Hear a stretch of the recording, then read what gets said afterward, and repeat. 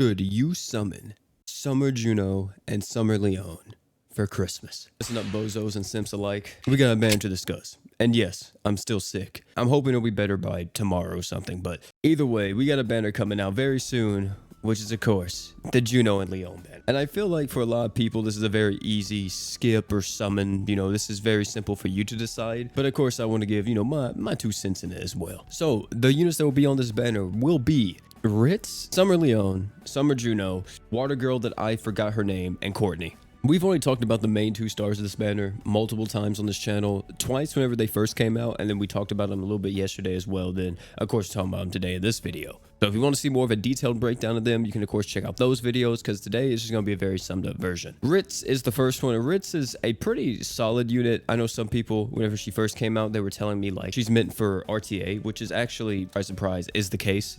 Her entire, like, niche is supposed to be, oh, she's going to be a really good RTA unit. But even without that, she's still, like, very fantastic on her own. It's just like a damage dealer and kind of just like a supporting character for your team. She has 100% crit rate, 100% crit damage on her true art. She also has 100% attack up as long as her HP is above 90% HP. And she also increases light allies damage by 20% for 50 seconds. And it's stackable. Her slots are kind of like the downfall to this unit because she's kind of like this attacker support hybrid. But even with that, she still is going to hit really hard as a main damage dealer and really a very good banner mate. I said that she wasn't good whenever she first came out because I don't think she's worthy of like the spotlight for the banner. But I think she's an extremely good person to pick up if you're also going for like, you know, Juno or somebody else. You wind up getting her. It's not like the end of the world. Summer Leone. This girl, we talked about her. She's pretty much just like an earth damage dealer. She's kind of like a different variation of Anna to an extent. Anna gives 100% defense ignore and also damage up. Leone, on the other hand, gives crit rate and art gauge up, and also arts over time as well with the true art. She also gives arts damage up, or true arts damage up, let me say, on her art, which is just like a single time buff. So if you use it, the next true art that you do with your team will be a little bit stronger. Overall, she's a fantastic unit if you're lacking some units for mono earth, and I think that some people may even consider her a necessity for mono earth. But I think there's so many good earth units now in the game, especially if you've been playing the game for the last few months, even years. You probably picked up a lot of good earth units that can really support a team, and if you don't care about mono earth, then you probably won't care about Leone. But even if you do care, just know, like I said before, there's tons and tons and tons of options that you have at your disposal. Don't just think that you need Leone to make your mono earth work. Either way though, I think she's a fantastic addition to the game and is, for some people, probably a very high target for them. Next is Summer Juno, and Summer Juno is pretty crazy. So she's a magic damage dealer. Tons of stats on this girl. Really high base attack. I'm talking about 3k base attack. Able to stack magic damage and water damage with her true art.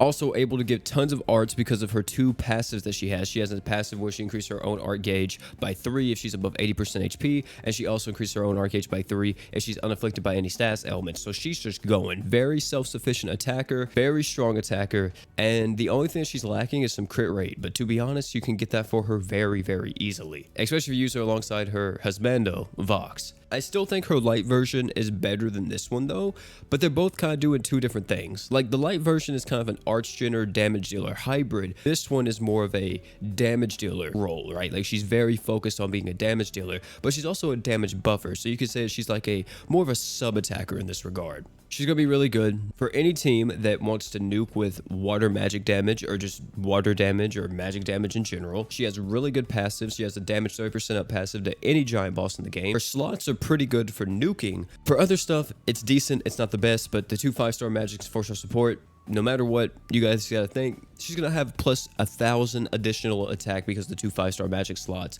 if you of course have 2 5-star magics in those slots. She also has 4-star support, so it's very versatile. So you can use stuff like Keon, Finaloha shorts, Arc Ignite, you know, tons of stuff. And there's really not much to say. She's gonna be extremely high on a lot of people's tier list and probably is the unit you want to pull. Now this girl that I couldn't remember her name is Felis.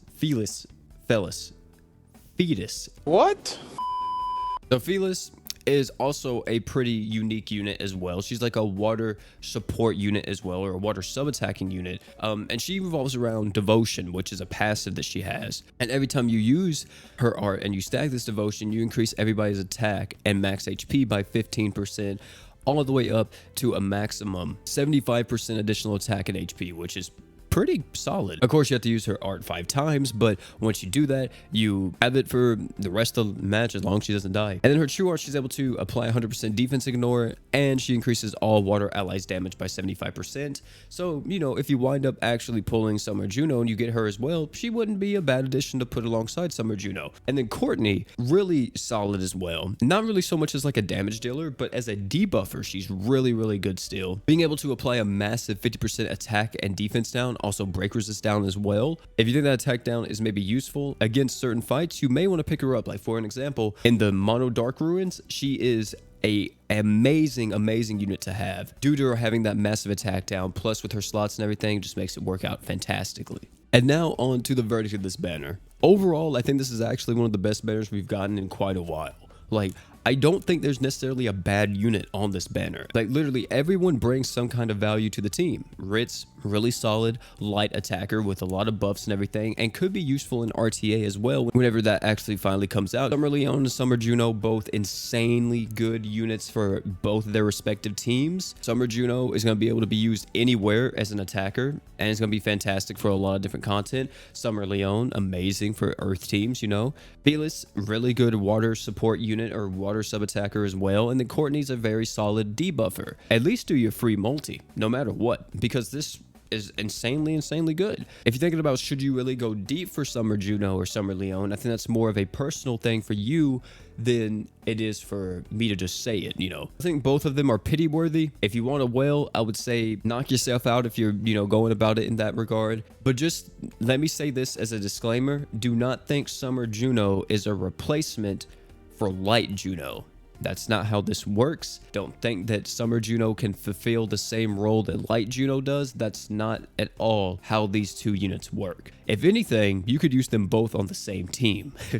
But do not think that just because you get Summer Juno, you won't need the Light Juno, or vice versa if you think Light Juno does the same thing as Summer Juno. They're both in different roles, they both have different kits, and they both are used for different reasons. But that's gonna be it for this video, man. Anybody who's gonna be summoning for them tonight or later today, depending on when this video comes out, wish you all the best of luck. I personally am gonna be doing a summon video on them probably tomorrow or whenever they go live, because like I said, I have no idea whenever this video is gonna be going up. That's gonna be it for this one, man. Thank you all again for coming out. Don't forget to like, comment, subscribe for more.